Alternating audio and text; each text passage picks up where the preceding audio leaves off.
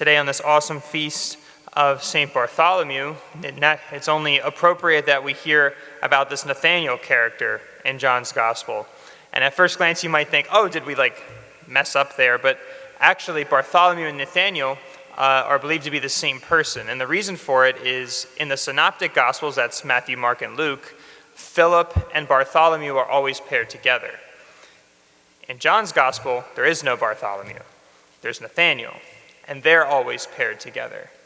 And you may think, well, that's still not enough, but it's believed that Bartholomew was actually his last name because those first three letters, Bar, B-A-R, it means son of. So Bartholomew, son of Tholomai.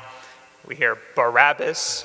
We hear Bartimaeus. Jesus calls Simon Peter Simon Bar-Jonah.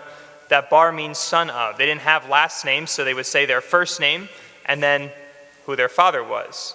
And so Nathaniel was probably his first name. Bartholomew was saying that he was son of his father. And so they are actually the same person. That's why our gospel is all about Nathaniel today. It's actually the same person. And when Jesus looks on him and meets him, he says, there's no duplicity in him.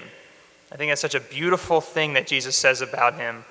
First of all, probably means that on the human level, that he's not two-faced, he's not conniving, he's not deceiving, he's very authentic.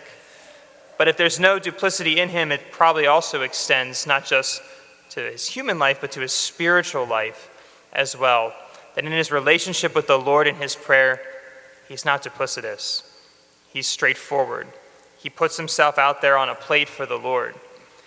And I think that's something that I know I at least struggle with sometimes, and maybe many of you do too. Have you ever had the temptation of, I don't really want to pray about that right now. I don't want to pray to God about my sin, or I don't want to tell God that I'm actually kind of ticked off at him right now and how my life is going. When we do those things and we want to hide those things from God, first of all, he already knows them. There's really no point. And we're the one that hurts because of it. Because at the end of the day, that authenticity with God allows us to develop a greater degree of trust and love of him. Just like you have with your spouse, with your family, with your friends. The more forward you are with them, the more authentic you are, the more trusting you are, the greater the relationship. And that's what the Lord wants for each and every one of us. A deep, trusting, and loving relationship. Spiritual director would always tell me, if there's ever something you don't want to pray to God about, that's the first thing you should pray to God about.